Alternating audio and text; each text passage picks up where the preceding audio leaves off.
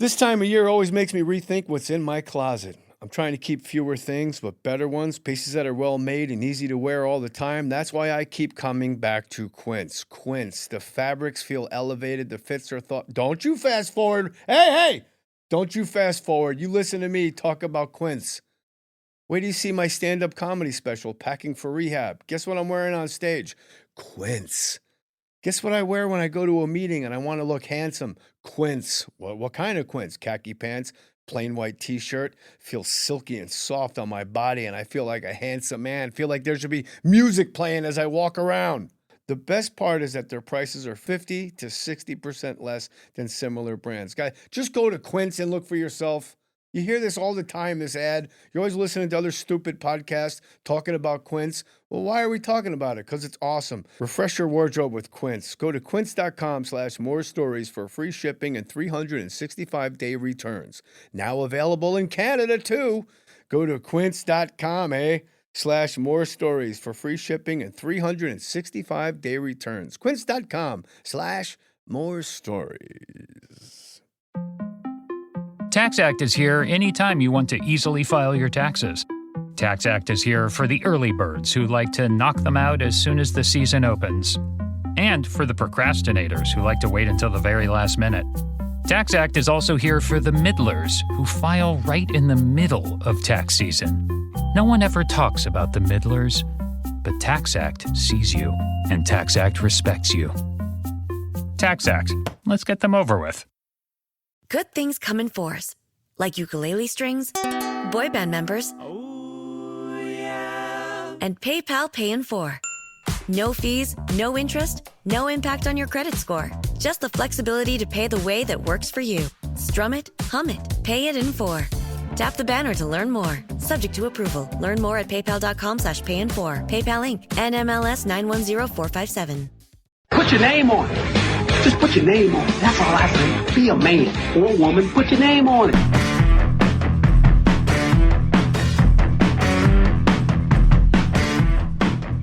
Talking about jiu-jitsu with you, Ron Funches. As a wrestler, I found that jiu-jitsu is like everything's a trap for me because in wrestling, I get attracted to windows. Like any living creature, I enjoy light.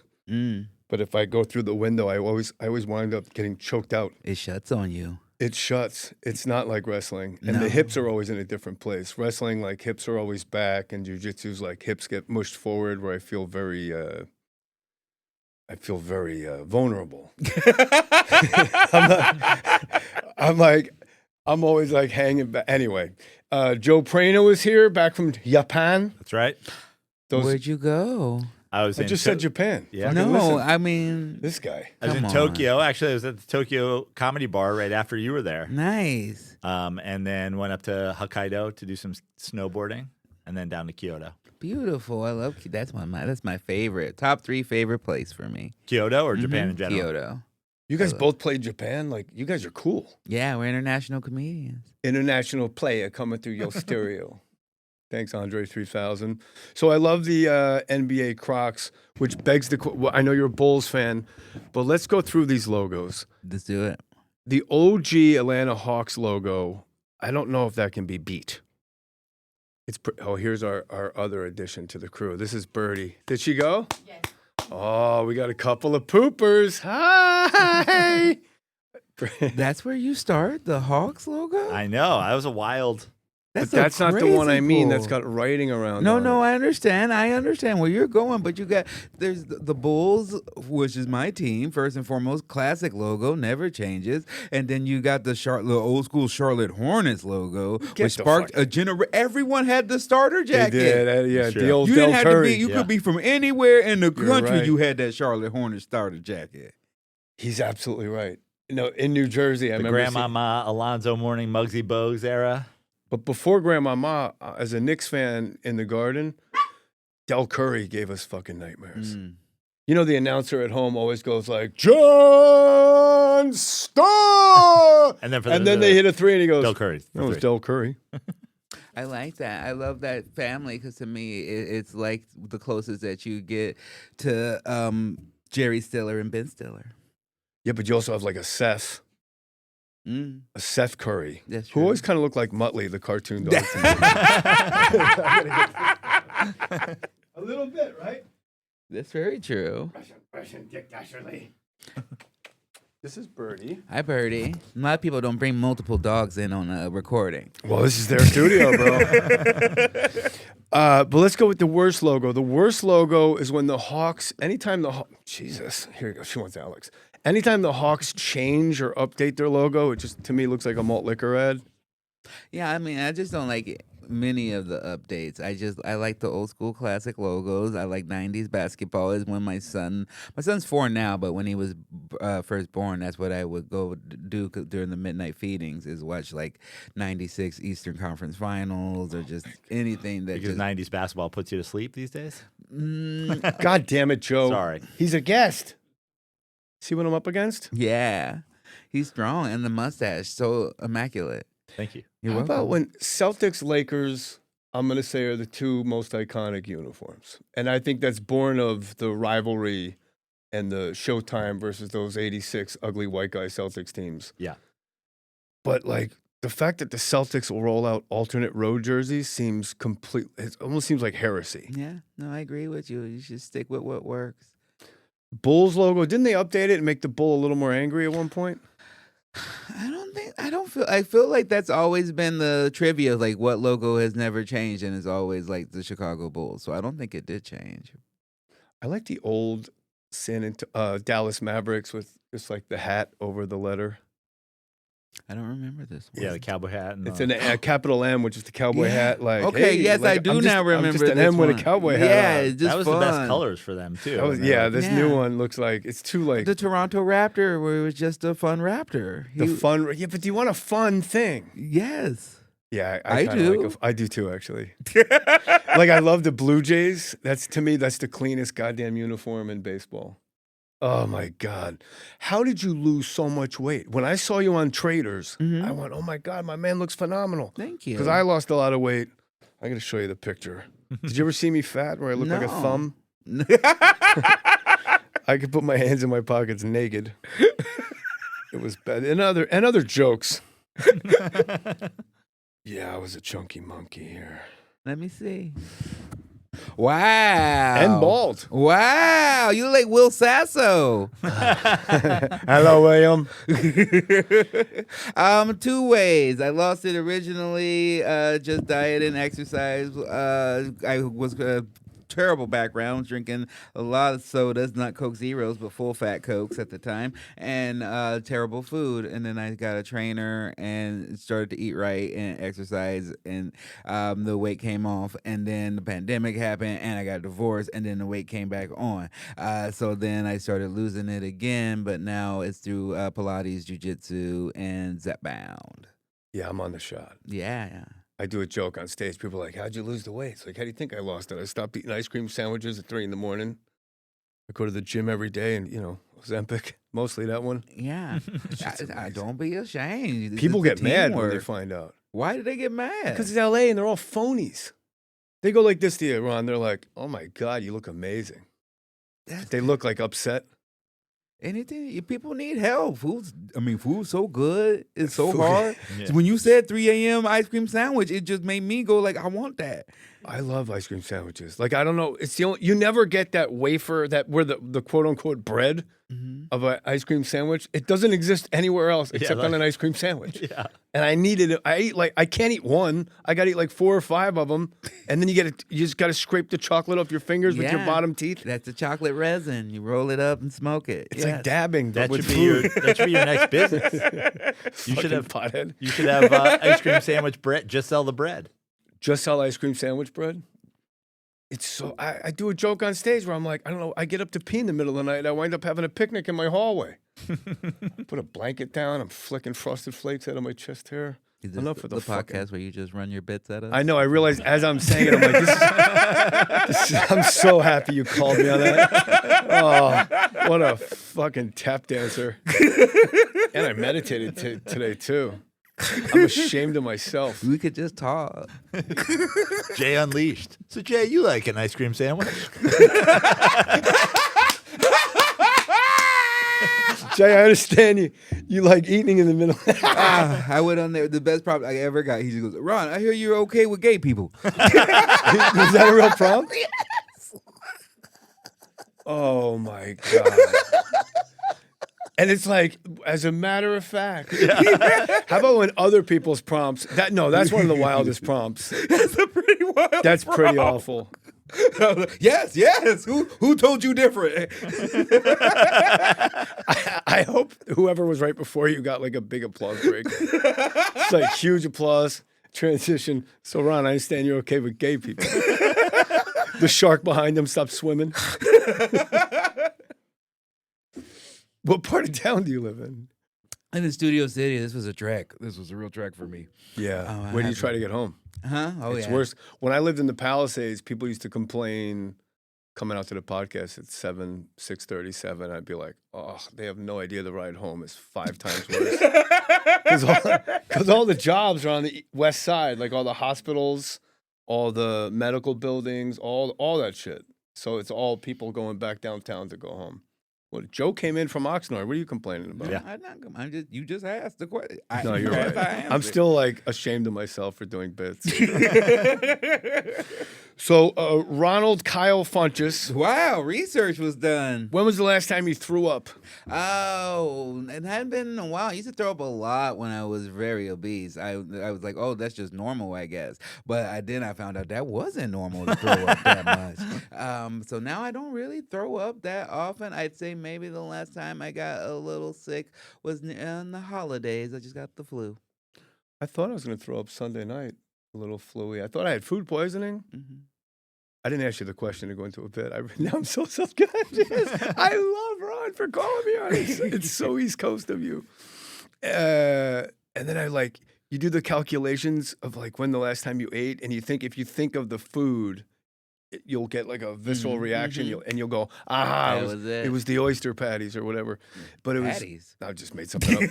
But I realized I haven't eaten since 7 o'clock, and now it's 1 a.m. Turns out I had a little flu. When's the last time you threw? That's a great question. Not recent enough that I remember it. Ron, final question. Okay. Thanks for having me. Undateable. What's the show Undateable? Right, okay. That's what I came to promote on Tubi. No, we're decade-old show. We're getting everything. What's the worst trait you bring into a relationship that you see yourself repeating? The worst trait that I bring into a relationship, in general, I would say for others, it would just be my lack of. I'm very clumsy and messy. If you're with me, and my space is usually cluttered, and I try to not, but it is probably usually a detriment to other people who like their space a certain way. So I would say probably that would be the most Sloth? repeatable. Like sloth, Yeah, if we're going probably. 7 deadly sins? Yeah, that would probably be the one. Yeah. I guess mine would be avarice. Is that one of the 7 deadly sins? You just wanted a fancy one. No, I was thinking about it. If we're going to go 7 deadly sins, avarice. But like avarice for your attention, avarice for your validation. That gets exhausting after a while. Well, Jesus Christ. I'm kind of the opposite of Ron. I'm very tidy, and working from home a lot. I need things to be tidy. So if suddenly somebody's messy around me, I can snap. I can be like, "Can we clean this place be up?" A real odd couple Yeah. situation. Let's write it up. Yeah. Put my initials on it. See it read through. That's all it would take to get your initials on something like in a writer's room. Like SNL, you just stick your head in the door and be like, why doesn't he say it first? And then you're like, all right, I got my initials on it. It's funny, like I will leave shit out all the time, but if someone is visiting me and they leave something out, I'm like, what the fuck is this? Like my buddy Sully's staying, he's not here now, but he's here for a couple of days, and he had like a little bottle of water, and when he was done with it, he wedged it between the couch cushions. Jeez. And I was like, I think that's understandable. I'm like, is this guy a fucking... That's a savage. Is he an animal? Yes. Are we not men? There's many places. Leave it where it was. So sloppiness, you're saying? Yeah, sloppiness. And there's no desire to improve? Like, No. no. No, 42. Do you think there's someone you would meet where you'd be head over? I guess that's the dream, right? Is you meet someone, you go, I love this person so much, I want to change my behavior to make them. No, I hope to meet someone who loves cleaning a lot. They love it. And so they're like, this is great. And I love taking care of the little messes that you make. The fact that you get, when I come home, there's like an outline of me left in front of a door or a toilet, because there you'll see my pants and my underwear and my shirt. And you'll be like, okay, that's like exactly where Ron was in this. Yeah, I'm a dropper too. Yeah. You can tell where I am in the house by the trail. So what you need is like a Coke person. Oh, just like a coat check person who just cocaine. Cocaine. Yeah, they fucking. Okay, all right. They can't help You themselves. explain. They can't help themselves. I lived with this gay couple, and they were speed guys back in the day in Manhattan. And then their meth friends would come over, and fucking that house would be spotless, bro. Their eyes be bugging out of their head, doing dishes twice. Like I don't think that's a good enough reason to bring a cokehead to my house. Tidy. Have you ever dealt? Have you ever? Well, if you want to deal a drug addict, that's different. Have you ever dated a drug addict? Not that I knew was a drug addict. If I know, I usually then will separate, or even like alcohol as well. I remember I was dating a lady, and then I saw that she had a flask, and I was like, that's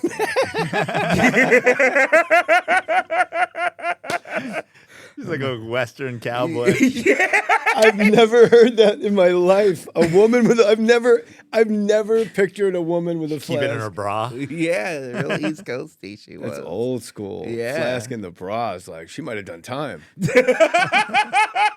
My wife will like rack tissues in her bra strap. Like she'll just during the day, and then I'll go to hug her. I'm like, what's going on here? Yeah, A that's wild. flask. What was in the flask? I don't know. What do you know specifically? Like it was vodka, gin. I didn't ask. I just saw her pull from it once, and I was like, "This is middle of the day." Wow. Well, maybe she thought you're taking her to the big game or something. It's like big game. It's like when you have to do a Super Bowl ad, but you can't Yeah, say it. exactly. Going to the big game. We didn't get the rights. We didn't get the rights. In North Texas. You can't say Dallas anymore. Yeah. Oh, so I'm watching the Lakers Rockets game last night. This will be out later, so deal with it, people. And I realized Houston, Dallas, Denver, you travel the road as a comic. There are some cities out there that are fucking Pepsi cities. Yeah, I hate it. And I can't be there. I agree with you. What the fuck is you go to Denver and try to get a Coca-Cola, like the hotel lobbies, the stores, the 7-Elevens?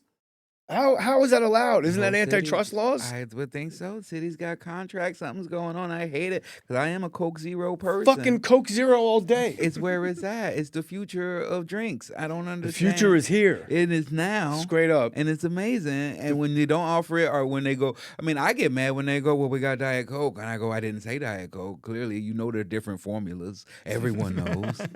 So why would you do that? And then when they're just full Pepsi places, no, you're right. When it's like that, I'm just like, this is just a whole nother country. I don't know where I'm at. Like, how does a whole city?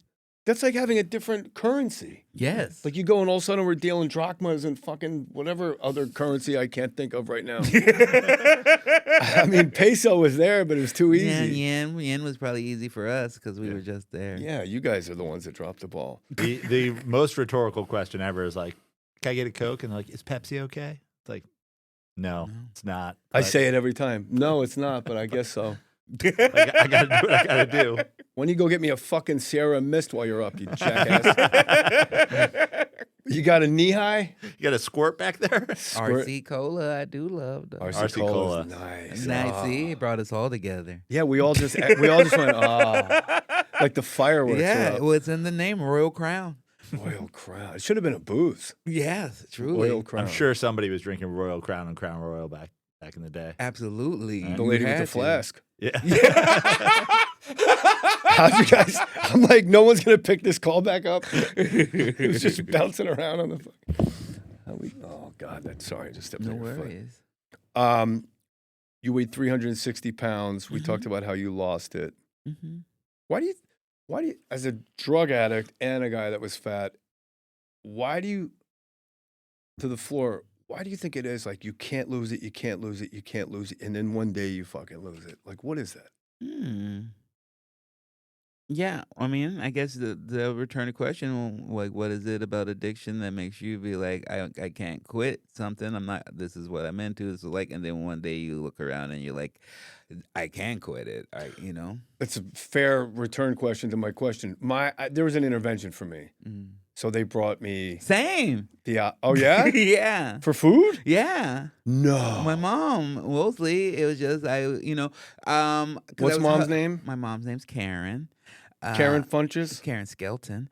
And I had always hovered in the high twos and low threes, but I was like, for not being a person who was an athlete at any time, I carried it well and I move fine, I'm fine. I hadn't had a problem meeting girls, so to me it wasn't an issue. And then I got a little bit of money from coming out here and acting, and then suddenly I could afford to go eat whatever I wanted and go, have Philly cheesesteaks for lunch and then fat Sal's for dinner and stuff. And then I went from like 310 to 370. And my mom, there were two things that happened. I was on an airplane and a lady just like woke me up after the flight and was like, I think you got sleep apnea. You might want to, you might die. You should look into this. And I was like, get away from me, stranger. And then my mom on Thanksgiving, she was just like, she's like, I had to buy you like a 4X shirt, 5X shirt. I don't like this. Like, I don't like how this makes me feel. And hearing her say that to me directly was just like, okay. It broke you. But there was no like consequence letter. Like, if you don't lose weight, I'm going to move and you won't know where I live and you won't see your children anymore and I won't book you at stand up. No. So for me, it was like, all right, fuck it. I'll go to treatment. Yeah, okay. But it was just your mom's love and sadness. Was it like, do you think it was disappointing, your mom's disappointment that was? Yeah. Because Dr. Drew and I were talking about this like 15, 20 before I got sober. And we think it's this uncovering of like a real self-disgust where you go, I can't anymore. But like I said, I got in on an intervention. So they brought my bottom to me. Right. Was it your mom disappointed in you? Was it like you can't live with it anymore? Like, oh yeah, no. her being disappointed in me, and then just other people being supportive about it, like the Bill Lawrence, who was okay, I don't have to explain that. The role that I was on originally was like, oh, he's a large guy and stuff, and so I was like, okay. And then one day he was just like, man, I don't care. It's like, you're funny. It's like, we don't care what size you are. Like, just be healthy. And so, like, he was the one who got me my trainer, and for the first year I had the trainer, he paid for it. So, it was just this kind of like both people being like, I'm worried about you, and supporting me and giving me the tools to do it. So he brought a solution to you. Yeah. Was there any part of your like comedic life that you were worried was tied to that? Like, oh, I do stand up about being big or anything like that? I never really did. So not for I never me. really saw you do any work. But there were people there's always the people who don't really know you, who think they know the best for you, right? And so there are people who are like, oh, that's going to be bad for your career because that's what people know you as now. And to be honest with you, short term, it kind of was, because the auditions I was getting after that were for like bigger roles. And then that would come in and people would be like, oh, we thought you were still the same size. Or I booked a role on this role I ended up coming back for, but on AP Bio, the original character was this janitor who was like overweight and sloppy, and he would hit on this girl, and she was supposed to be like, he's disgusting, and he turned her down. And we did the first take after I lost weight, and they come in and they're like, I see them writers like, and they come back over and they're just like, we gotta do something because we just don't see why she's gonna turn you down. Yeah. Hey, nice. I was like, this is the best compliment I ever got. A fucking team of writers. I always wondered about That's that, great, like the audition process when it's like, this man is disgusting. He disgusts people, and then they're like, this would be great for you, Ron. Yeah. We're sending you in. Oh, yeah, I've had auditions. I've read, but my thing is always like, you gotta love the character that you wrote. Like, I've read scripts, and I'm like, you hate this guy. guy. Like, you hate this guy. I don't want to play this guy that you hate, where you're like, oh, his Cheeto dusted fingers are tapping on the keyboard. I am not joking. This is what I read on the thing. And this guy was just like, and even in the thing, he was like 300 and something pounds, and he was just like how much he hates his life and he can't get a girl. And I was like, well, I used to be 350, 360, and I was fucking just fine. So I don't relate to this character. You were fucking just fine? You really mean that? Mm-hmm. Oh. Did you wear a t-shirt? No. Really? You're No, just out there flapping. In the pool, yes. Why in the pool, not in the bed? Because that time they already know then. It's intimate. Then it's too late. Then I got your ass. Yeah, I was big on laying on my side, doing it laying on my side. Sometimes when I was feeling like a real man, I'd prop myself up on my elbow. I'd kind of get up a little. But I realized my left side was way better than my right side. I don't know why. I asked my wife to marry me when I was fat, and she said yes to that fat guy, but I was on my knees and shit. A true story, she had to help me back up. It was between my knees and my belly, and she's looking down on my bald head. Oh my God. Yeah, but you are very charming. Thank you. You are too. Thank you.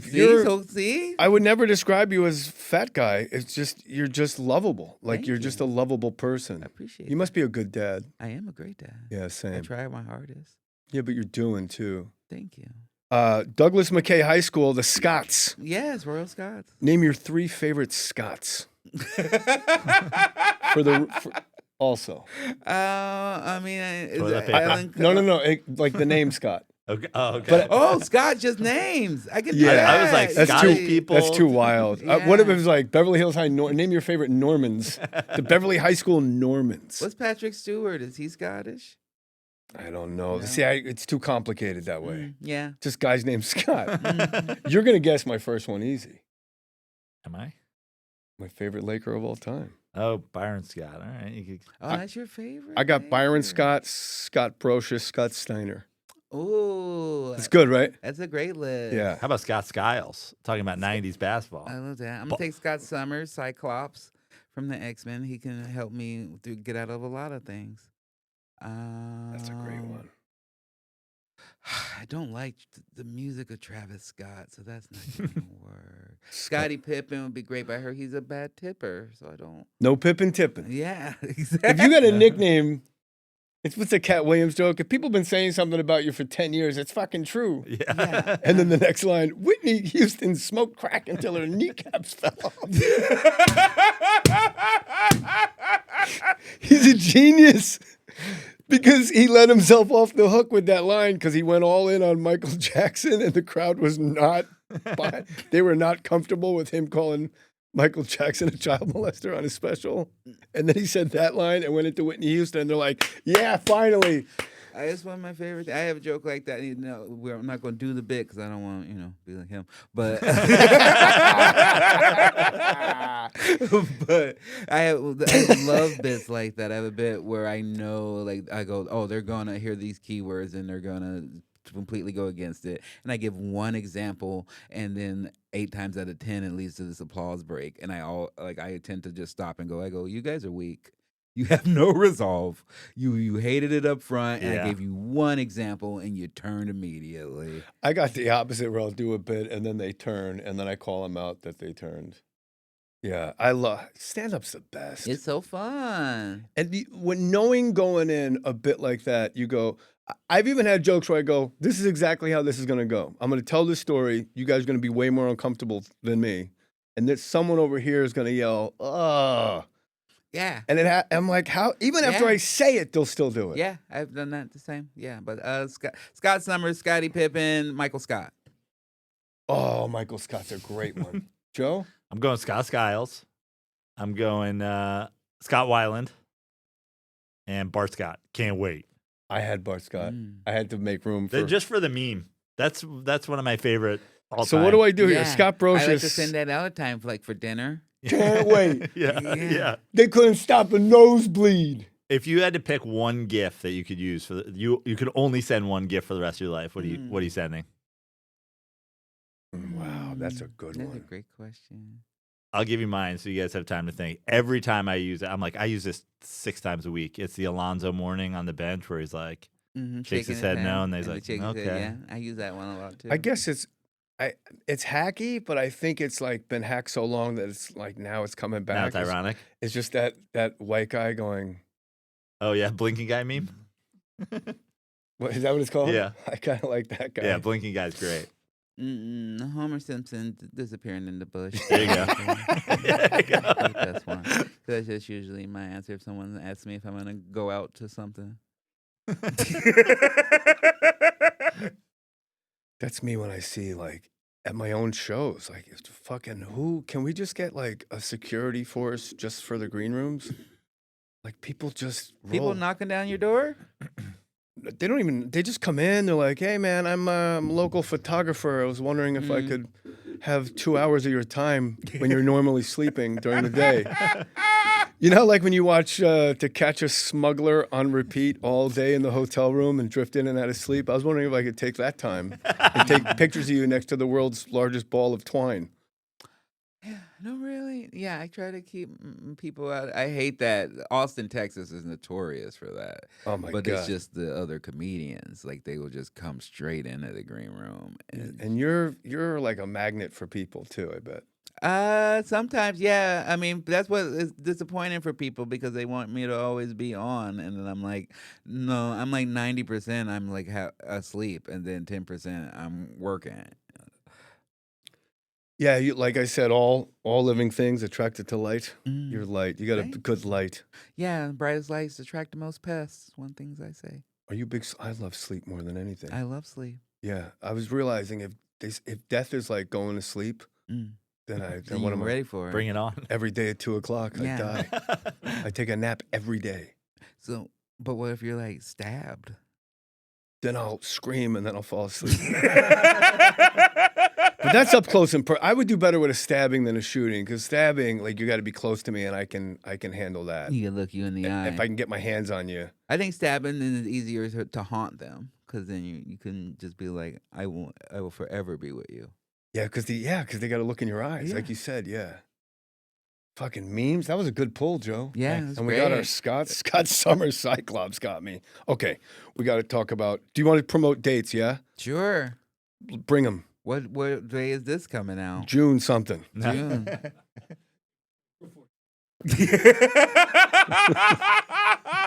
I'm all over the place. St. Louis, Boston, New York, Texas, everywhere really. RonFunches.com. Coming to the UK as well this late summer. So just go to RonFunches.com. Wherever you live, I might be somewhere near you. So check it out and then buy a ticket. RonFunches.com. So you guys are playing Japan? You're playing England? I'm fascinated now with comics just seem to be international all the time now. That wasn't a thing when I was coming up in the 90s. Like guys weren't playing Amsterdam, Poland, and Portugal. Well, I think it's the infiltration of YouTube, of course. Yeah. Allow you to have, and that's something I've been only focusing. I had one for over a decade, but my main focus of it has only been over the last year or so. But it really does help you reach an international audience, and then the Traitors was helpful for that as well. And my girlfriend lives in Leeds, so I have to go either way. You know who's from Leeds? I believe The Who. The Who is from Leeds, aren't they? I also read an article recently that MF Doom lived in Leeds for some apparent time for no reason. He's making the list right here. This is my recap list. Okay, Traitors. I never saw it before. Mm-hmm. This is my first time ever watching it. Was this year with you guys? First of all, anything Alan Cumming, I bow at the altar of Alan Cumming. Of course. $5 million. The floor is yours. I saw him do Cabaret on Broadway, and I was like, maybe I am gay. I don't know. He has that effect on you. Like it's not really like a dude. It's like a sprite that crawled out of the yes, woods. a nymph. Yeah, a nymph. So I'm still not sure how the money worked on a episode to episode basis, and I'm not sure why nobody wanted. I'm going to get to the interpersonal stuff in a sec. But nobody wanted thank you for miming my hands, what is it, like the tokens you'd find out in the woods, or what were they called? The shields. Like, why Why did people keep rejecting shields? Because they were dumb. Okay. Because That's what I they thought. were dumb, and because they had started wrapping into this mental thing of like, if you take a shield, then we're going to immediately think that you're a traitor, and instead of thinking of how the game works, which is if you have a shield, then these people can't murder you. So it was really just peer pressure. I'm very glad you said the word dumb because the way I surmised the entire season, my first time in, being totally immersed in it, was it's kind of like dumb Big Brother. Mm. You would never vote Michael Rappaport out on Big Brother. You would keep him around because that ensures he would always be the target because he's insufferable. And your joke about Michael Rappaport, about Israel and the Knicks. Thank you. Thank you. Chef's fucking, like, I love it when a real sports fan can. Dennis Miller-esque. Thank you. So well and quick. You came over, Bo. So you guys didn't stay in the castle. You For stayed in those of us who didn't see it, what was the joke? That's a good point. I'm a Knicks fan, and so I'd love to hear it. It was just basically. No, I about got it. I got it. You gonna do it? So- Oh, you got it. So You Jay, do you watched say it Ron better. on Traitors. Well, the whole time we were there, like he's just who he is as a person, and I never knew that. I didn't know if that was an act, but he can't act. That's him. And he spends the whole time just yelling at you all day about the Knicks and Israel, and I'm like, okay, we get it, Michael. They're both storied franchises that could use new ownership. That is great. a great Yeah. fucking bit. Yeah, I hate the Sphere so Yeah. much. I've been so critical of James Dolan over the years as an angry Knicks fan. Angry tweets at him, Instagram posts, TikTok. When I went to the Sphere to see you two, I thought they were gonna like pull me out because he has the facial recognition. I thought I was gonna get Charles Oakley. And Yeah, also, I mean, come on, Went another in. terrible No thing problem. he did. Remember when Oakley got thrown out? Yeah, terrible. So remember all those security guards, those old guys around him, and there was one guy he mushed in the face. yeah. That's Jimmy Concrete. We all knew him from the neighborhood. It's like a mob guy with a no-show job, but he loved his job. Of all those You guys, didn't have to say mob guy. We got that when Jimmy Concrete. well, I don't know. It might, you know, no show job. no, that's his real name. Yeah. Oh, No, that's- no, come on. Yeah, no, he's Irish. James C. Concrete. I really am an over-explaining fucking zilch. No, I today. was you were right to it. But here's the thing about Rappaport. I don't think that's who he really is because he was here a year ago. I FaceTime with him a lot. We stayed in touch. And then right at Traitors, I think something happened where he snapped. I think he's also like the Housewives, where there's a camera guy and then a different guy, you know. And sometimes camera guy will say whatever. That's what I learned from my time there. Is that, and I never been in that because I just stand up world. So I'm like, I say whatever, but I mean it. So Yeah. like, I'm not used to people who would just say whatever and then cameras off and they're like, it's like we just working, I'm not used to that. And that's the only housewife I've had on here was Caroline Manzo because that's who she really is. From Jersey. Like she's a real, like she's great. But the thing with, okay, let's get to the housewives. The thing that made me furious about people coming after you on the show at the round table and stuff was because you brought evidence to the table about what Portia actually said. And other people corroborated your evidence. And somehow that was used against you, which made me insane. Like yelling at my television set. Thank you. Yet, Eric, the Korean singer guy, Yeah. he on his own goes, "Oh, I have perfect pitch. I know exactly whose laugh that was." And he says the wrong person. And nobody ever held his feet to the fire. That was infuriating for me. Is it like, is it just a mass hysteria when a game is on the line and there's a consequence of being sent home that people just go insane that I'm not aware of? It's just multiple things. It's like social experiment, high school. It's like, fame based, and a lot of them didn't really know me, So, and the fact that they had already decided that they liked them, So, I think it's just easier to forgive people that you like. We see it all the time with people being like, "Oh, not my guy's cool," but I think you see it all over society, and you see it really play out when people have a lot of pressure and money on the line. And just for me, I just think a lot of them knew Portia. A lot of them were friends already. I think some of them didn't come to actually play a game. They just wanted to make, fun TV. And I took away one of their friends that they wanted to make fun TV with because I wanted to play the game. And so from then on, I don't think it mattered to them whether I was faithful traitor or not. They just were like, "Oh, you got rid of our friend. We don't want to play with you." Yeah, but with Portia specifically, did you watch Traitors? Fucking A, Joe. Why you Okay, do research Alex, you watch before it. the show? So then Switch out. Yeah, please. Portia would say things like, "Well, when I murdered so-and-so." Like, is that a mental illness? Like, you said it. I would have thought you were. She was just like, what is that you, and she said it several times. Well, hey, that's why I had to murder so-and-so. But like, if you weren't a traitor and you weren't in the bell tower or the turret, what is it called? Turret. The turret, to just offer that information is like, that's a mental illness. I guess it goes back to the housewife thing. When there's a camera on, I have to say something to be interesting. It's like me doing bits on my own podcast to open it up with you. Yeah, you're exactly right, though, because you keep talking, and they're like, "Well, I got to keep talking. I want to be on screen." And so then you end up just saying something.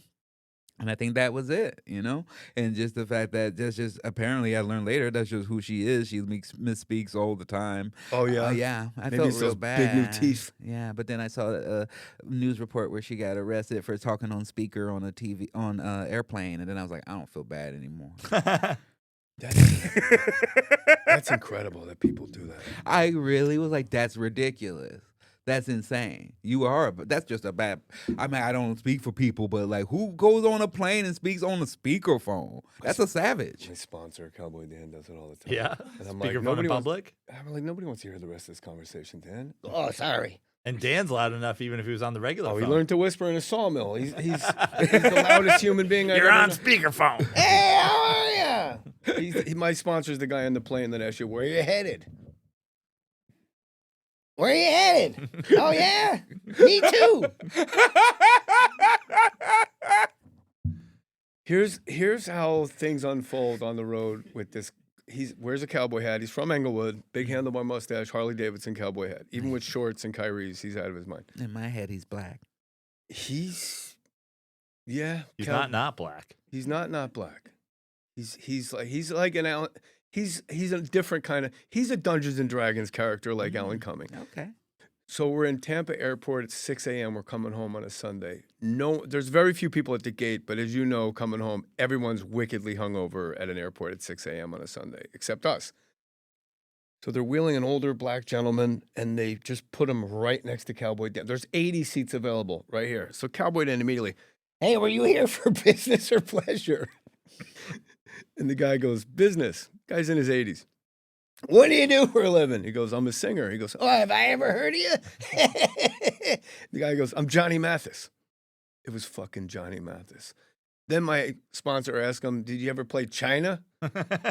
He's like a child. Have you ever played China? He goes, I have. He goes, do you ever sing in Chinese?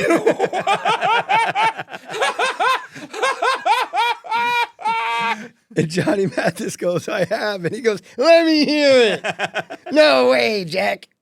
And then at 6:15 a.m., I'm 2 seats from Johnny Mathis. I believe the greatest selling artist of all time.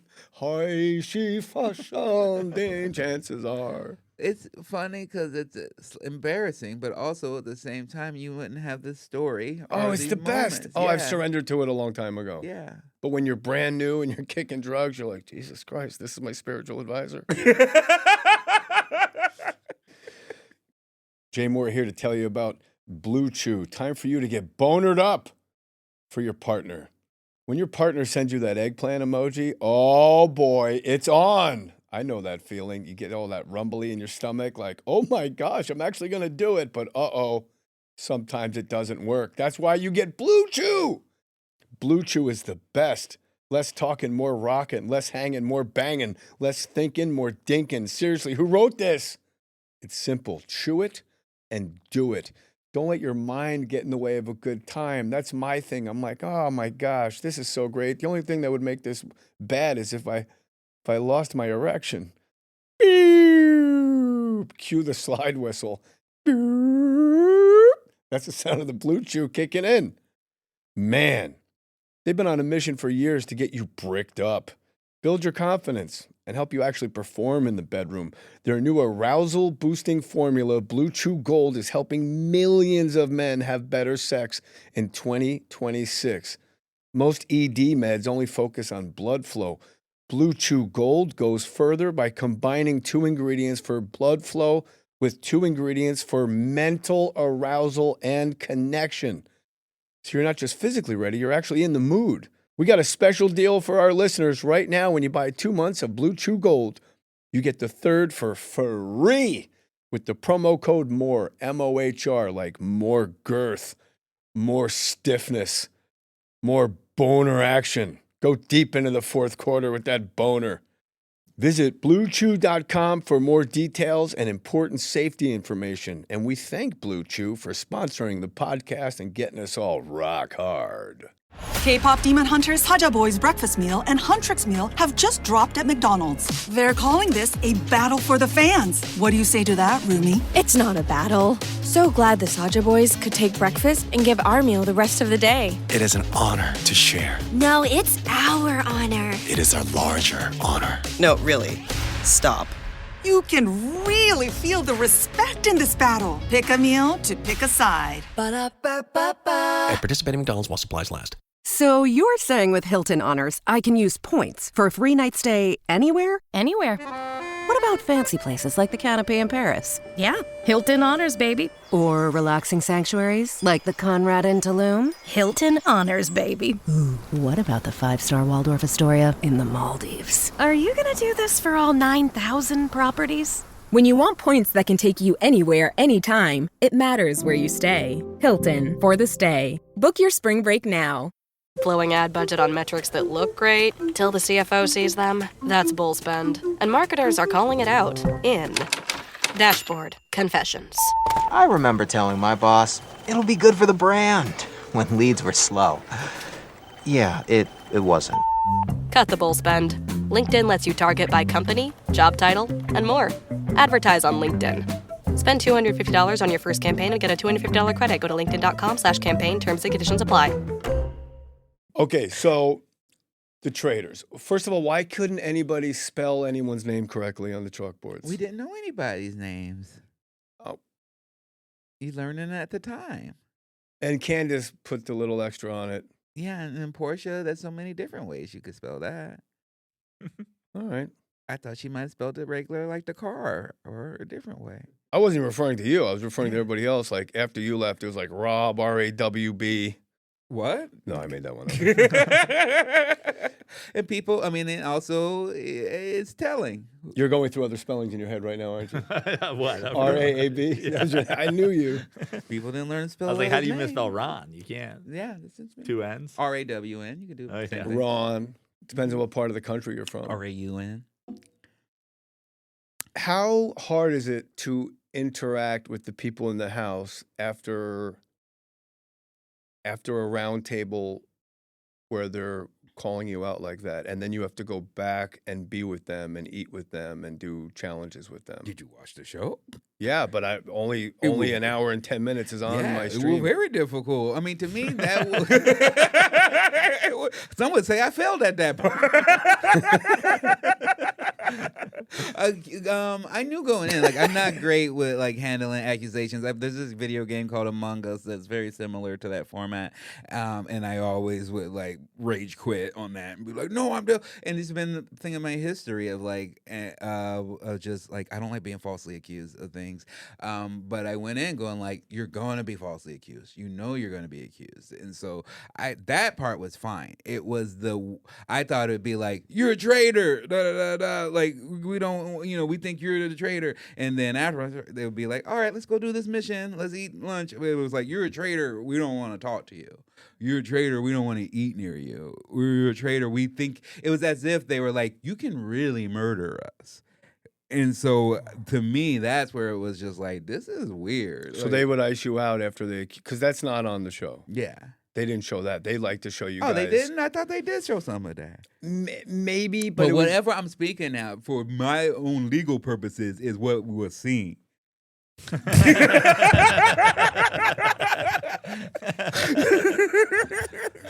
I would follow you into the center of the sun. You are where the fuck is that? You are exactly what I need in my life. It's in my fucking lap, stupid pen. Why do you gotta curse so much? You on Traitors, was there a challenge that you knew going in? For me, there's like going to be a challenge where I just go, well, I'm out. Like, which one was that for you? I mean, if I made it later to like the helicopter stuff, I would have been like, nah, probably not for me. But I'm always down to try anything. Maybe to a point I trust people too much, and now that was the thing that I learned because I was like, oh, there's nothing here that production won't let me die. Blah blah blah. After now, I'm like, maybe that's not true. So I learned to look out for myself a little bit more, but also believe in myself and just like I'll try anything really. So I was excited, and to me, that was one of the most fun parts, like to be in a canoe in some river in Scotland, pulling caskets out of a thing. Like I had never even been in a canoe before, so I was like, this is fun, and I'm trying my hardest, and I'm row, and like to me, that was the best part, is proving that stuff for me, because like I never did sports in high school or when I was a kid. So now that I'm in my 40s and I like do jiu-jitsu and Pilates and all these other things, those are all like newer for me. So. There was no challenge I was afraid of. What did you feel most vindicated about after you left and you circled back and watched the whole show? Mostly just learning about the people's backgrounds, because I didn't know anybody. So learning people's backgrounds and then being like, oh, I read this well. I'm the people who I was nice to, I should have been nice to, and the people who I didn't like, I shouldn't have liked. So. That's a very good skill to have in this life. I was impressed when Johnny and Tara were about to get X'd out as traitors, when they said fuck it and joined forces and presented the unified front at the round table, I'm like, this is brilliant, because they can't both be, can they? I thought, it bought them 3 weeks. Yeah. Or maybe more. Yeah, no, they're cuties too. They're fun to just be around together, watching them skip. They're like the. But Wonder Johnny's got Twins. hair like a Filipino Elvis impersonator. That's very true. I mean, that was also a thing I was like, man, that's why I came in. I was like, I'm gonna go to Turkey, get my hair transplant. I'm gonna come in bald. I don't even give a crap. I was like, these people changing their wigs every afternoon. What? Well, not all of them. That's true. Not Mohr. Mohr and who's the traitor lady? Candace? Yeah. That wig got a little social worky.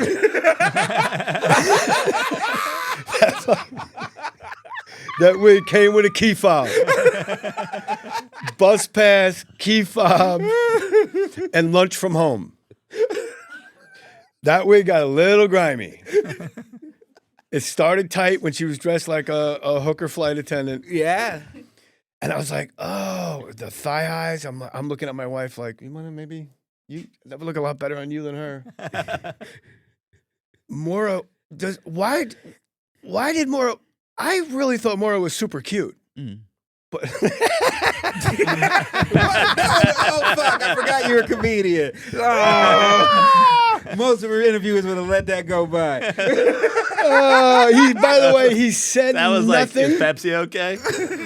He said nothing. His facial expression didn't change, but god damn it, there was a disturbance in the force. I like thick. I'm different. All right, we'll let her down easy. Yeah. She's beautiful, wonderful lady. But why? I don't even know what her real hair looks like. I guess maybe when they had the reunion show, she plastered her hair to the side of her head like she was Cardi B or something. But were you?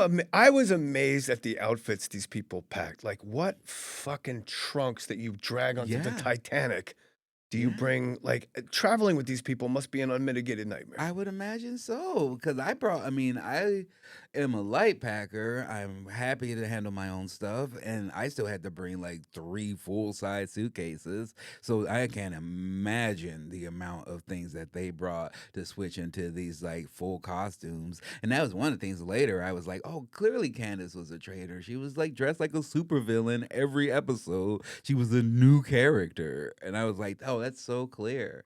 I love on the reunion show where Candace pressed when she was dressed as a sexy baked potato. Yeah. That wig was terrible. She looked like she lived in Whoville. I was like, this chick. She looked like she was in the Lollipop Guild from Wizard of Oz. She just had that big stupid Q curl coming out of her head. That's what I was like, oh, that's the little whipped cream curl. I'm like, guys, you can't all be drag queens. There's one already, and I was so glad when Tell that to Michael. I would. Oh my God, that'd make him a lot more interesting if he was a drag queen. I would just be like, you like Housewives a lot. I love. You're talking to a guy that wrote blogs for free for Jersey Housewives because I thought it would help my ticket sales. I put that shit up on Bravo.com every week. Took me like 3-4 hours to review the show and write it and edit it and post it. Nobody came to my fucking shows. I mean, I've just been pandering my whole life. Yeah, I tried I think I did it for 6 months and was like, this isn't going to work. It's exhausting. Yeah. And I learned on a podcast, like when you chase guests, you're like, oh, I'll get this guy, then I'll get a lot of gay people to watch the show. And then I'll get Rufus Wainwright, the one. And I'll get this brother, I'll get this sister, I'll get this yeah. It's like they're here because they like us. All right, back to wigs. Back to Maura, who's been tinking. The more I was fascinated with how dumb she was for not realizing that the guy she had a crush on was the traitor in Rob, who, by the way, week 2, I think we all went, well, he's obviously going to win the whole thing. Mm-hmm. Says the guy with the fucking tabula rasa blank slate because he didn't watch the show. Yeah, but he shook his head. He was a good partner. You know what? I apologize. You're a good man with your fucking stepdad forearms. Full stepdad vibe. Pixar dad. He looks like a straight up Pixar dad. Sure I get does. That. I get the dad from Inside Out all the time. Oh, that's exactly what you look like. Yeah. The thing that relieved me of my hatred for Maura's stupidity was that pierced lip that I guess didn't take, and knowing that she hates every day walking around with a hole in her lip that won't close. You know, somebody that vain, it drives them crazy because they're in the mirror all the time.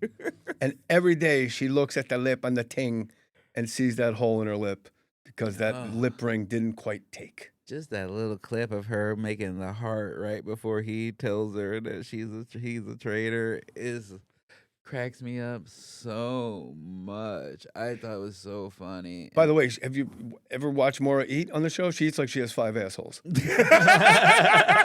you notice how she ate? Like she would take a croissant and just. And I was like, oh, that's all coming up.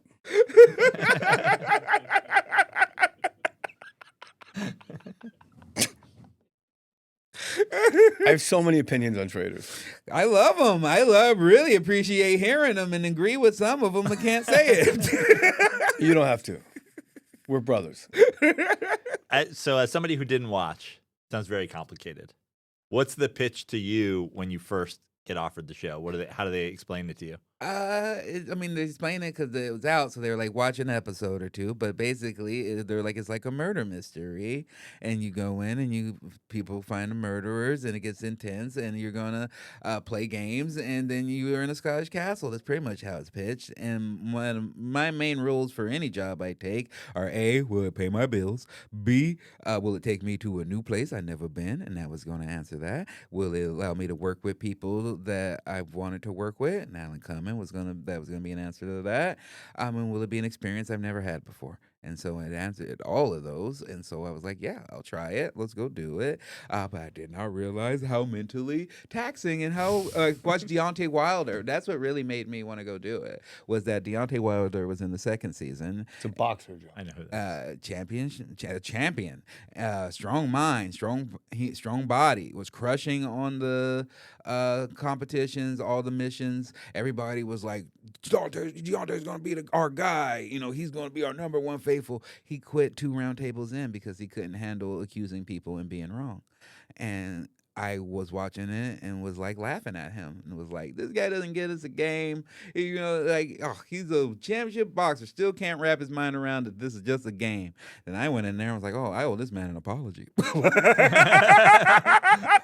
Is it that? It must be that. Alan Cumming makes it intense when he's like, the floor is yours. And then he just keeps doing laps around you. I would like wait until he got right behind me to make my point. You know what I mean? Like you'd have more gravitas with this Scottish duck, guy. duck, goose. Alan. Yeah, because that's how You he just chose the wait it Traitors. out. Is everyone's sitting at this? 18 people? 20-something. 20-something, and he goes, when I touch your shoulder, it means you're a traitor. And he just touches somebody's shoulder, and the viewer knows it, but they don't know it. So now there's 3 traitors in the house, and you have to decide who the traitor is. And it's based on absolutely fucking nothing. The most Rogan-esque logic you've ever fucking, well, you know, if you don't do a cold plunge, you can't get AIDS. Like, just the most ridiculous, faulty. They just were complete. I was amazed at how wrong everyone was all the time. Yeah, including me. Based on nothing. Yeah. But you actually had sound logic. When somebody goes, I murdered so-and-so last night, that tips me off that she's probably a traitor. Yeah. And she's good at, she's a housewife. Atlanta? Yeah. The wig budget on that fucking show. And by the way, a group of people that always say, let's keep it real. Yes. Wig. Yeah, wig. But those titties and ass, though. Also fake. Who cares? If you like them thick, she must have been right up your alley. Yeah, but before she spoke. Yeah, but yeah. She was fun and kind and like chill. It's just I just thought she was a traitor, and I was just like, I'm playing this game. Of course you did. She said she was. That makes Oh, sense you to said me. that on stage, yeah. Yeah. She said things like, I'm a traitor. Anybody you have like a crush on the show? Is anybody? No, that's what was the whole thing that was bad for me the whole time. I was like, the only people who I like are getting murdered right away, the sweet nerds that like to play games. Everybody else being real weird and mean to me. And then they eating all the salmon before I can even get there. And then I come through for breakfast and they don't even applaud. And I watched 2 seasons of the show to get ready. Never seen an episode where they did that. So I was like, these motherfuckers just fucking hate me. So I was just They like, did. yeah. They, based on nothing. Yeah. Based on you presenting facts to the group about what somebody said, which was it was Joe, you've never seen a bigger collection of retards. And maybe I said that word wrong. Collection. You got to remember, I am a Knicks fan. I like it. What is it with the Knicks? If I'm going to make a team, you're starting 5? It looks great. Yeah. What's the problem? That's true. You got Big Cat after all that? Big You got- Cat. you got Big Cat Zesty is, Cat? Big Cat's just hit and miss. You want you DeAndre can't count Ayton? you can't count on Cat game to game. You want DeAndre Ayton? You want Zubats? No, What do you want? no, I'm good. So, I mean, as far as centers go, I mean, Right. he is what he, but you know what he is. He's that all the time. Honestly, We're going to come back to Traitors. No, I'm ready to jump in because I just want to say, as a Bulls fan, it was so cathartic watching you guys go through the entire Thibs experience. Because I'd seen it, been through it, and it was fun to watch it play out again, where everybody's like, oh, wow, he changed our culture. We love this guy. Oh, he's playing them a lot of minutes. And then eventually, we got to get rid of him. And then now you're in the part of like, oh, should we call him back? Yeah, exactly. Well, that's where I was when they made that move. I was like, I don't mind if you get rid of Tibbs, but who are you replacing him with? I thought Jay Wright was waiting in the wings with. I thought Jay Wright was. But when gonna it be wasn't the him, hire. and then all of a sudden, Especially they with were all them like, Wildcats. yeah, and then all of a sudden they seemingly had no one, and they're like, we're, Becky whatever from the Spurs. They're like, we're interviewing, and I was like, we fired Tibbs, and now we're interviewing. Yeah, I thought you guys were going to get Michael, don't call him Mike Malone. Yeah. Oh, but he seems unhealthy. He really does. He seems I don't like how he talks to people. He seems like he might have some rage issues. Yeah. I got to speak in code here now. Mm-hmm. So what is the Thibs experience? It's my understanding, who's never coached any team that I rooted for, was like you just said, he just runs guys into the ground. Like he's got a everybody's tight played the rotation most of minutes they've ever played. Yeah. Forever. tight rotation of 5.5. Yes. Yeah. But then you bring, who's your guy off the bench that hits the side of the goddamn backboard when he shoots a 3? Mikal now, Bridges? Yeah. When you guys Miles came. Bridges, yeah. Miles Deuce Bridges? McBride. Is that who you're talking about? No, Bridges. Oh, okay. Mikal Bridges. He starts. I said his name and you corrected me and said a different name. because you said off the bench.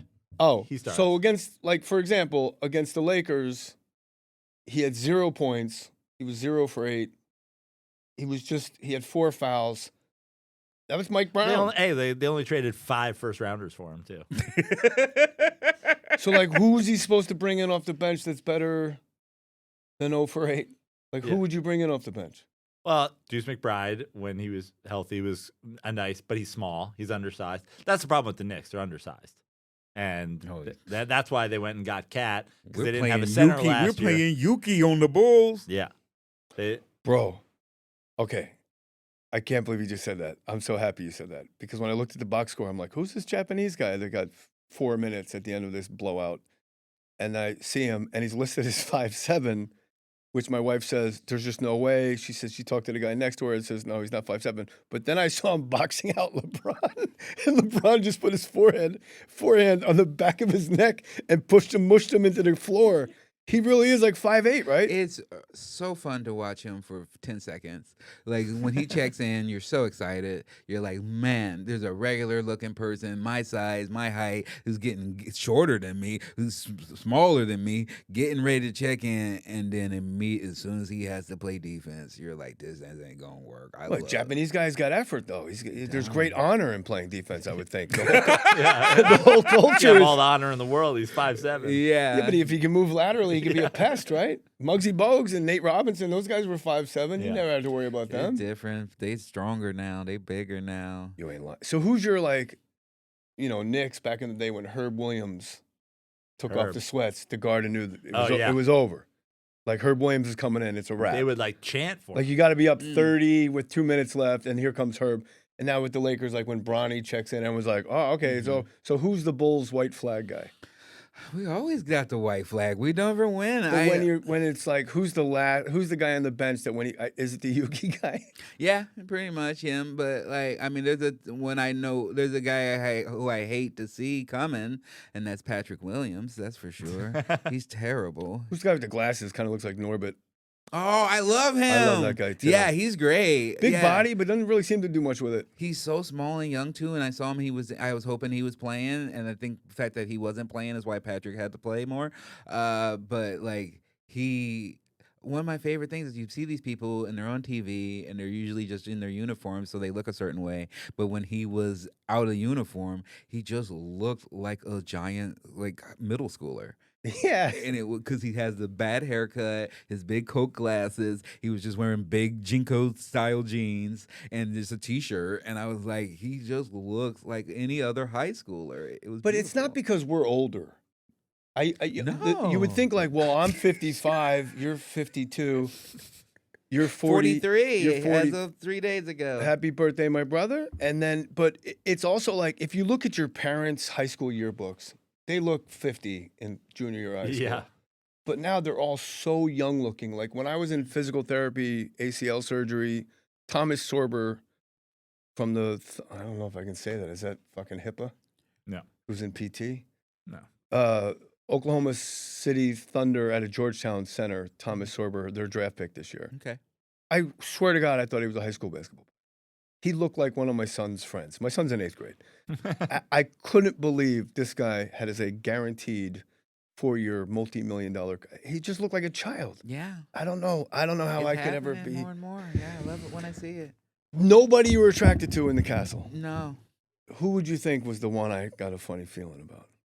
That you were attracted to and into? I guess it would be Mora. You know what? Only because she was my friend, I wasn't. But Kristen Kish is hot, so maybe you like Kristen. Who was the sister with glasses and the little tattoo right here? Oh, Tiffany. Yeah, she made me feel a little weird. Yeah, Tiffany. She got great femininity. I could see that. But then she was talking to me I get why everybody mean to you, and you're just quiet. And then she was like, "We're voting Ron out." So then when I found that out, I was like, "Oh, fuck you." Who's Tiffany from? What is she? Big Brother. Oh, okay. Tiffany it's like the Avengers of reality shows. Do you watch Big Brother also? No, I don't watch any reality shows, really. I think you'd love Big Brother. I watch. Wait, I that's look a forward. lie. I look forward to texting you about Big Brother when it comes back in the summer. Naked and Afraid. Yeah. I enjoy. Great British Bake Off. I like cooking shows and things of that nature. I like the more sweet natured reality shows as opposed to like competition based shows.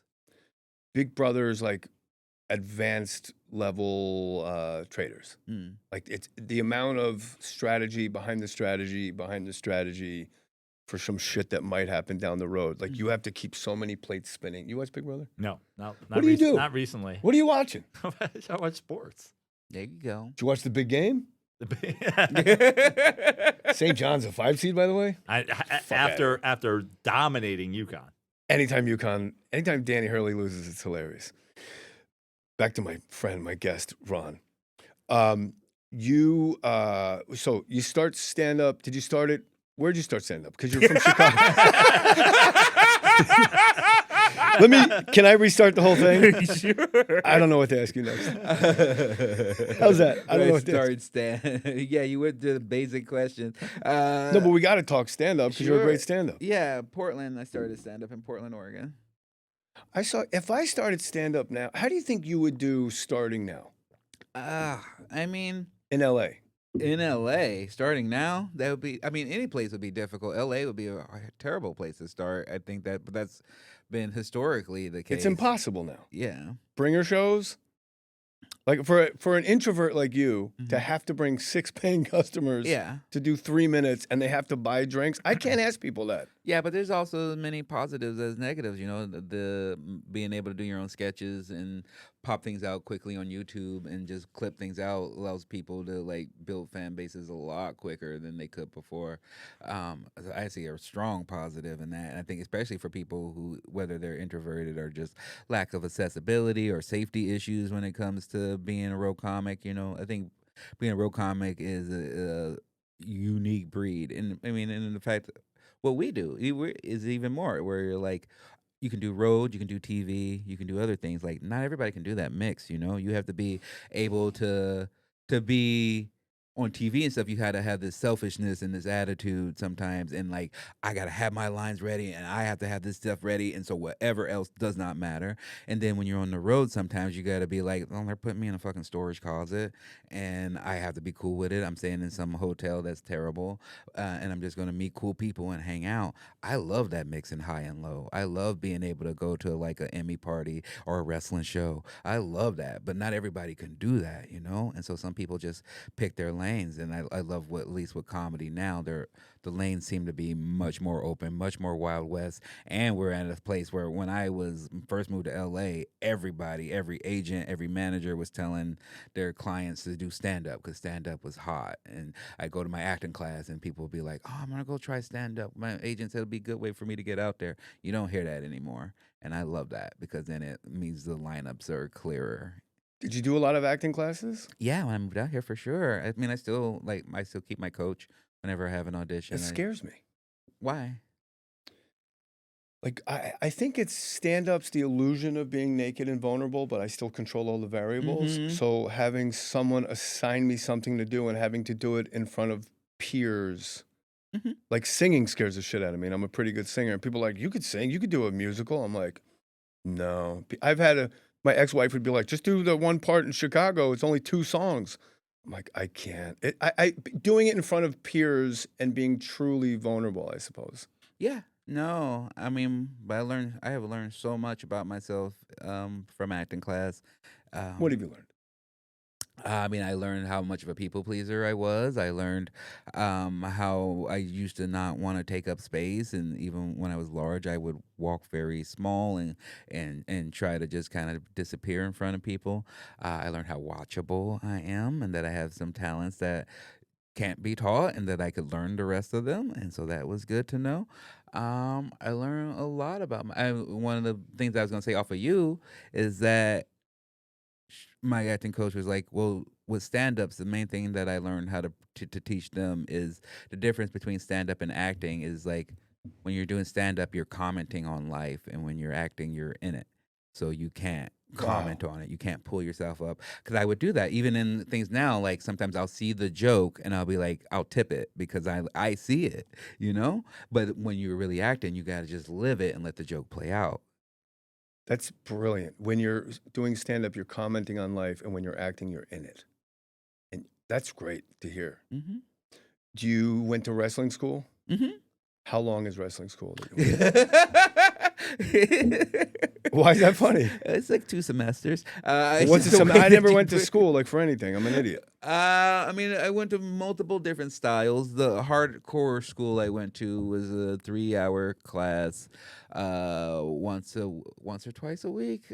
And then the first hour and a half was like just them beating you down and calisthenics and stretching and running, and then I'd vomit. And then you were big then? Yeah. What was your wrestling name?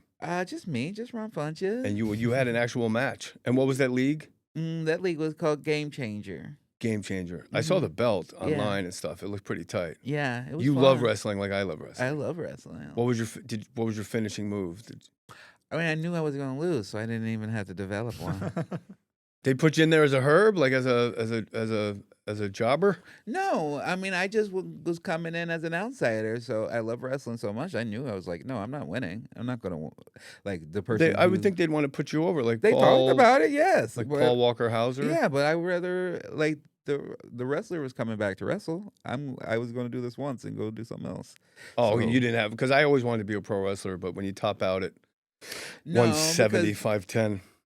Why did I just lie about my weight? I wanted to do it the time, and I got to do it in front of, when I was growing up, there was this wrestler, Two Coat Scorpio, who I love very much. He was flashy, black, and he was just cool and did flips and stuff. At that time, no one did anything like that, and I loved this guy. And then when I did my match, he was on the match after mine, and so he watched my match, and then he came up to me and he was like, I don't know who you are. They tell me you're not a wrestler, but I can tell for sure you're an entertainer. And that made that 5-year-old version of me do flips. And I was like, there's no other thing I can do with wrestling unless I get to be in a Royal Rumble or do something on TV. But I did that one time and then had a bunch of other independent shows like, you want to come get hit with a barbed wire bat? And I'm like, no. Those guys, that's not even wrestling at that point. They just got some deep-rooted I don't know what those guys' deal is, like getting flipped onto a broken glass. They get hurt, and then they have an ability to go reason to get painkillers. Ooh, I know something about painkillers. Huh? I should get into backyard wrestling. I can hook you up with a guy. Okay.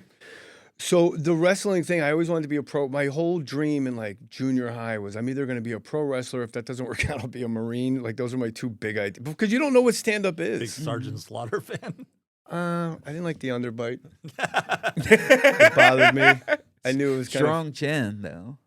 Yeah. But pro wrestling, it's something about the 5-year-old me. Do you think it's we just want a hero to rescue us and that's our way of being our own heroes? Wow, that's very deep. Maybe. That's my thing is I won't tell you why I'm mad. I'll put up walls and boundaries. And then I get resentful that nobody's breaking down those walls and boundaries to come save me. If we're going to go that deep with it, I'd say just for me, I loved wrestling because, I grew up in a single parent household. My mom's a single mom in Southside Chicago. Didn't really have much male influence in my life besides my uncle, and that was the thing that my uncle would do, was take me to the Rosemont Horizon in Chicago and take me to wrestling shows. We would go to football games and stuff as well, but our main thing was to go to wrestling shows, and so that's what made me fall in love with wrestling. I'll never forget going to wrestling as a kid. It was it's got to be when Dorothy opens the door and everything's colored for the first time, seeing Jimmy Superfly Snuka and Don Morocco in Madison Square Garden. And first thing I saw was Hulk Hogan versus Earthquake in a stretcher match at the Rosemont Horizon. Man, we had it good. We had it good, bro. It was a good time to be lonely. I really mean that. We could really, the options fantasy-wise, it wasn't about phones. No. There was no group text. Nerddom, the video game stuff, everything was beautiful. Yeah, I'd ride my bike 6 miles to play Donkey Kong Jr. I'd steal a roll of dimes from my parents, which was $5. You'd be on that machine all day. But I never. What arcade machine you doing? No, I dimes? traded in for quarters. Okay. I was like, is he old enough where it was still dimes? Come on out to the ballpark. Jackie Robinson, real live black baseball player. Leads all Negroes with 6 hits. Oh my! I'm so glad you were here, buddy. This has been on my calendar. Like, oh, Ron Funches is coming. Traitors. I rooted for you all the way. Did you think it was going to be Rob? Once I was out of there, yeah, for sure. Once I knew he was a traitor, I was like, oh, he's got them wrapped around his finger, and he's like real smart, and it made sense. He was always playing games and stuff off camera. Like he would just be like, he would be like, let's play this word game or let's do this, and I was like, oh, this guy is bored. Like he's just out here playing, and he crushed them, and it was really funny to watch. And it's fun even watching him have to like talk and like not fully say his strategy and stuff, because he would be like, why didn't you just team up with Mora? And he was like, well, she's already. I was like, well, then he would have to split some money. He was like, right. I already got her. Why would I pull her in? Well, and people are always like, yeah. People are like, why'd he vote out a traitor? I'm like, well, if I got to split the money, I'm voting him out eventually. Yeah. And God, so long, Candace. Yeah. And Rinna. Beat it. Get out of there. I love it. I love how it turned. Who smelled the best? Who smelled the worst? I imagine Rinna has like overwhelming. There's got to be a cologne crew and a perfume crew. Honestly, Rinna, I would think I found out after leaving that is that she was from Medford, Oregon, as younger, and I, being from Salem, I know the crap that is Medford, Oregon, and so that bonded us a bit. And then I had done a movie with her husband, 80 for Brady, with Mr. Tom Brady. So now we're friends. I like her, Lisa. She's nice. Yeah. But I would say people who smelled the best were, of course, the housewives. And then the people who smelled the worst was, unfortunately, probably Johnny, because he was smoking all the time. My problem with Monet. Get into it. If you're going to be... Jay, what's your problem with Monet? If you're going to be a drag queen, you can't have tattoos on your fists. It's like you're asking me to... Like I'm either in the upside down or I'm not. You know, like I can't. I don't know. It lets me know that you weren't sure about something at one point. Is this might be a horrible backfiring statement? No, I'm certainly not going to back you up. It sounds great. And plus, to come in like full drag queen and then day 2 just be like a brother in a hoodie. I'm like, well, who's that guy? Yeah. I think that's fun, though. There's a funness to that I don't mind. Who took the longest to get ready? Johnny. Yeah. John. Everybody wore fucking gloves. Is that a new thing? I guess. Well, when you got to roll out, just go to the Laugh Factory wearing gloves. Long mesh gloves. And like not mention it whatsoever. Big Jay Mohr. Oh, yeah. How long you two been together? He doesn't know. You don't know he's a fucking idiot? All right, thanks for coming, Ron. RonFunches.com. Go see him live. Let him know you heard him on the podcast. Please. Let him know you love him. I do a meet and greet every show, so come say hi. That'll change. Jay Mohr's my uncle.